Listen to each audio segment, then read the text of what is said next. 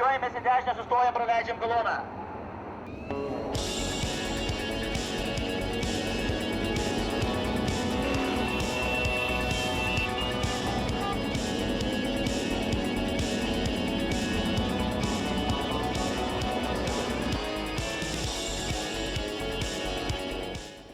Vieni jais važinėjasi, kiti kolekcionuoja, o treti tiesiog pamatę fotografuoja. Retkarčiais jie pavadinami amžinaisiais tarybiniais žirgais. Šiuos sovietinius motociklus vis dažniau galime pamatyti miesto gatvėse. Kodėlgi jie vis dėlto yra tokie įdomūs žmonėms ir kodėl mes juos vadiname amžinaisiais?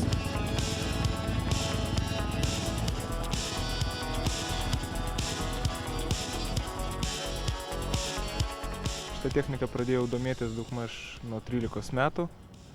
Nežinau, tiesiog buvo tokia nostalgija iš vaikystės. Niekad netekdavo pavažinėtis su tokiu transportu, visą tik matydavau gatvėse, važinėjant ir visą laik norėjau pabandyti pats. Mano nuomonė yra tokia, kad su tarybinė technika, kaip sakant, jinai jau nyksta ir galimybė su ją pasivažinėti, procentaliai vis mažėja sparčiai.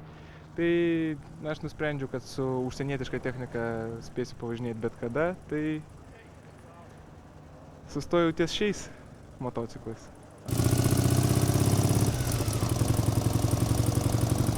Viktoras studijuoja teisę. Šią techniką domėjosi nuo 13 metų, o jau 16 įsigijo pirmąjį Ižą. Dabar turi 3 motociklus. Kaip pats sako, yra ir daugiau jaunų bendraminčių, su kuriais vis pasivažinėja savo malonumui ar nuvyksta į kokį renginį. Bendraminčių iš ties yra labai daug, galima skaičiuoti netgi ne šimtais, bet tūkstančiais jų Lietuvoje būtent.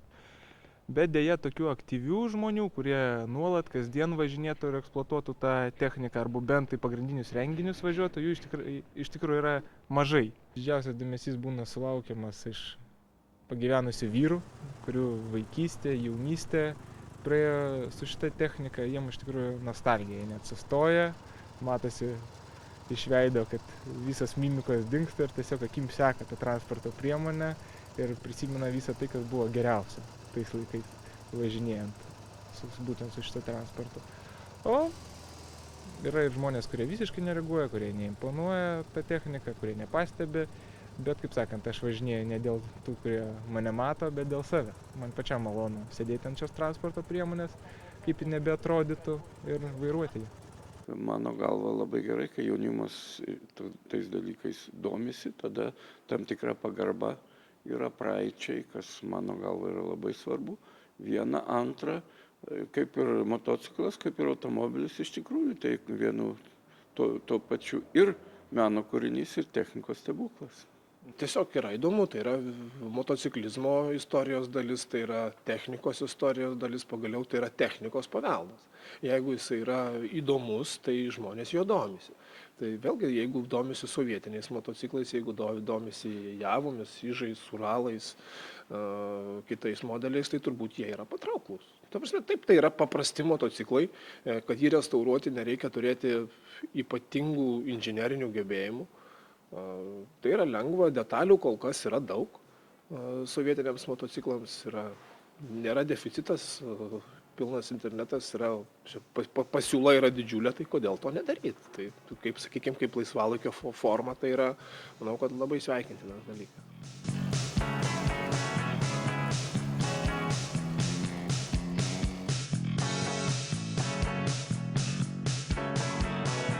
Pasirodo, šią senovinę techniką naudojasi ne tik jaunimas.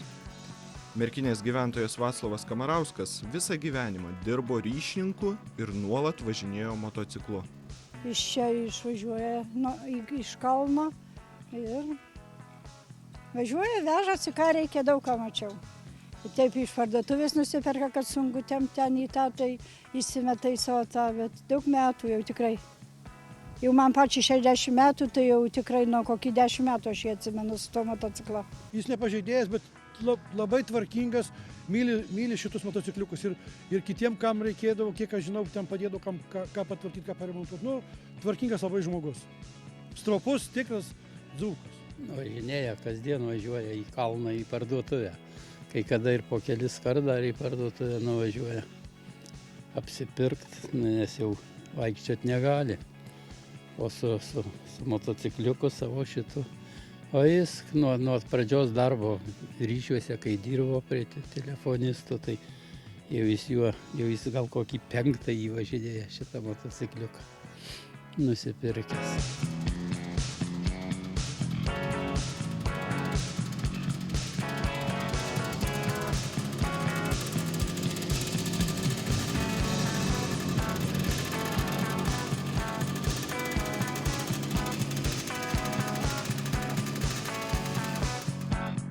Vaclavas Kamarauskas sako, kad visa technika gera, o besiskundžiantiems atšauna, kad nemoka jos prižiūrėti. Šiandien sulaukus 87 metų vyrui sunku vaikščioti, bet motoroleris jam tarsi antros kojos. Aš važinėjau, anksčiau dviračių motorinių važinėjau ir motociklais važinėjau ant 2 ratų, paskiau ant 3 ratų, motociklo ant 3 ratų važiavau su priekaba. Važinėjau, o ant 2 ratų tai jau menkas transportas, žinote.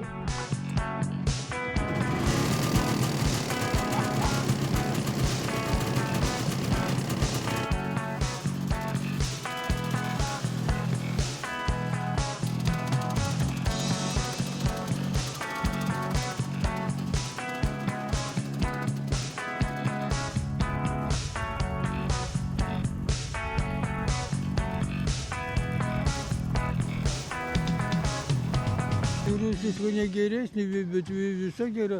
Čia gera ne to, kad rusiška, bet kas parsiveš va insidėjęs. Gerai parsiveš, atvažiavo insidėjai. Parsivežiai, aš nuvažiuoju Alytum, bulvūnais perku 300 kilogramų, susidedu ir parsivežu. O dėl to gerai. O ar sunku techniką prižiūrėti? Jūs sakėt, kad reikia prižiūrėti techniką. Ar sunku? Reikia prižiūrėti, visko reikia prižiūrėti, reikia suprasti. Aš pataisau ir mašinas, šoferiai pridaro gedimų, nerandau, aš randu gedimus ir pataisau. Pagyvenę žmonės jauniems motociklininkams tarsi turtingi sandėliai. Tarp jų nuolat vyksta rimtos derybos. Viktoras pasakojo, kad kur bekeliautų su draugais ar vienas, dažnai sustoja įvairiose sodybose ir apsižvalgo ar nesimėto kur sovietinės technikos. Pamatęs bent motociklo detalę, bando įkalbėti šeimininką parduoti nereikalingas senienas. Kartais šeimininkai būna dosnūs ir net padovanoja. Pavyzdžiui, kibirą įvairių sovietinių motociklų detalių. Panašias istorijas pasakoja ir Vaclavas. Gali būt, kad nori, pas mane daug prašė parduoti motociklo, bet šitą, kad jie nemokės prižiūrėti ir nevažinėjasi. Čia reikia mokėti, aš susvažinėjau stabdžiai, kaladėlės naujas uždedu stabdžių, padarau stabdžius kaip iš gamyklos. Viskas daryti, viską darau. Bet sakote, jaunimas klausia vis tiek. Klausia. Ar jeigu žiūrėtų, kad anksčiau buvo jų pilna, tai tada nepirkdavau, o dabar jau nori pirkti. O jūs žadat parduoti ar ne? Ar iki laikysite? Neparduosiu aš. Neparduosiu, jei numirsiu, paliksiu anūkam.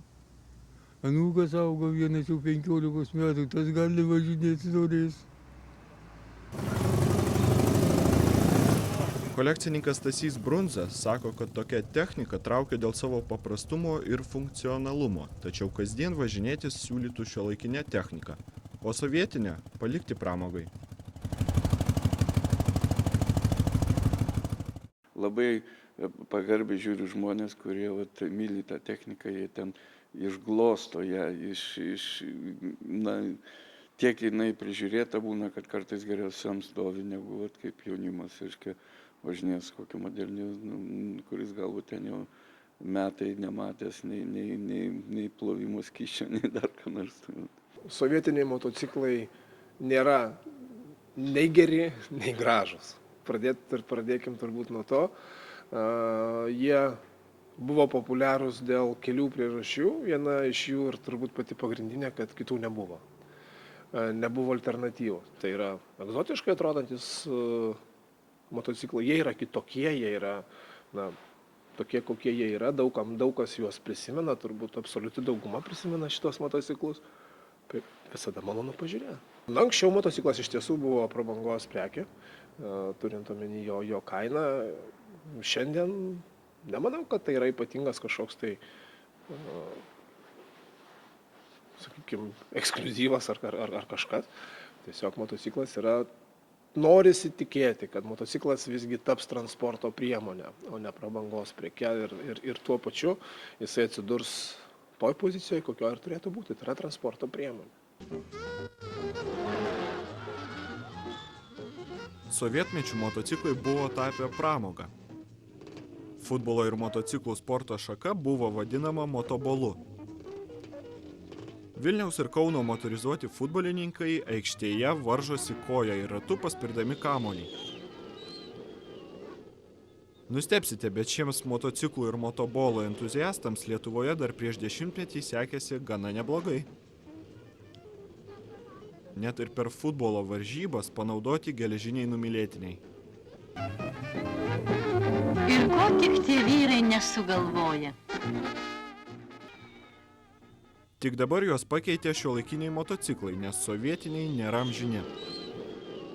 Dėl amžinumo, manau, sutikčiau tik plieno atžvilgiu, kad plienas iš tikrųjų yra kokybiškas, bet visa tai, kas sudėta į tą plieną ir į tos rėmus, kaip sakant, nėra itin patikima.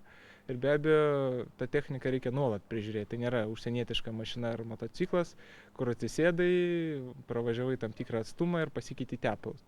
Čia pravažiavus tam tikrą atstumą reikia peržiūrėti viską, pradedant vožtuvais ir tais pačiais tepalais, degimu ir visais kitais mazgais. Aš nežinau, iš kur tas mitas kilęs, todėl kad kiekvienas jums šiandien važinėjantis su sovietiniais motociklais entuziastas, važinėdamas su panašiu motociklu, jo liulkoj vadinamoji vežiojasi kone antrą variklį. Tai ilgesnės keliones su šitais motociklais gali man paantrinti daug kas, kad tikrai niekas nesileidžia.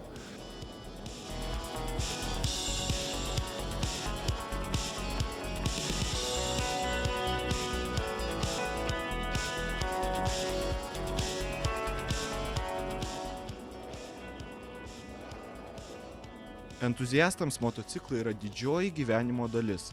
Taip pat jie priduria.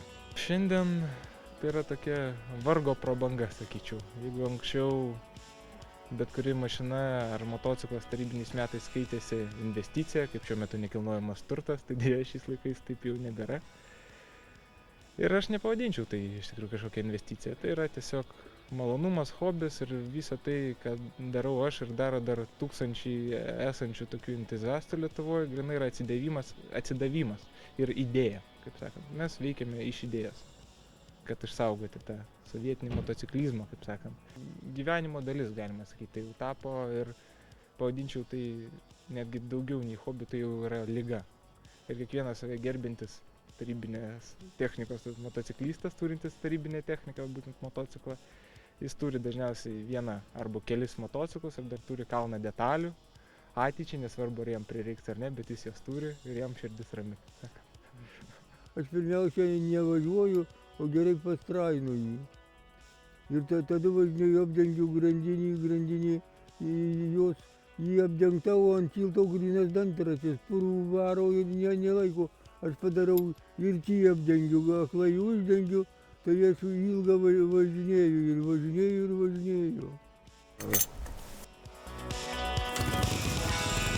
Sovietiniai žirgai,